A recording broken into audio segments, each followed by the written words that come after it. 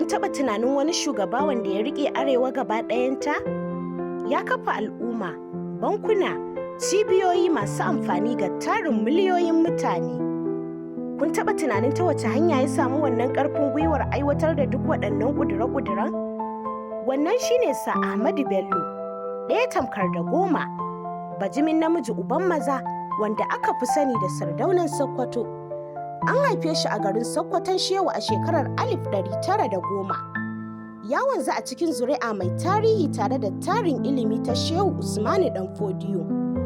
Bayan samun ilimi a makarantar allo tare da ilimin zamani a Katsina Training College, ya fara aiki a matsayin malami, daga bisani kuma ya shiga siyasa. A shekarar 1954 aka naɗa shi a matsayin Firimiyan Arewa, mukamin da ya rike shi har zuwa shekarar 1966. A ƙarƙashin shugabancinsa ya kafa cibiyoyi masu muhimmanci kamar Jami'ar Ahmadu Bello wato ABU Zaria, Bankin Arewa, tare da asibitoci da kuma makarantu da dama. Ya dage wajen bunƙasa al'adu, addini tare da rayuwar al'umma.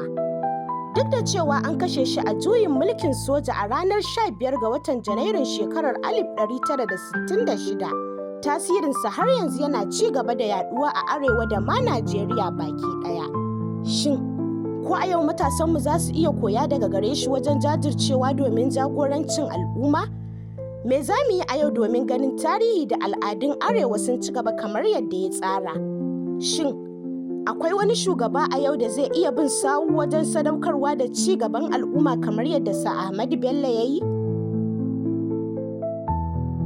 Ku hanzarta ɗauko app ɗinmu a Play Store ko kuma ku garzaya website ɗinmu a www.bakandamiya.com. Domin ci gaba da samun irin waɗannan bidiyoyi, ku yi subscribing sannan ku danna alamar ƙararrawa.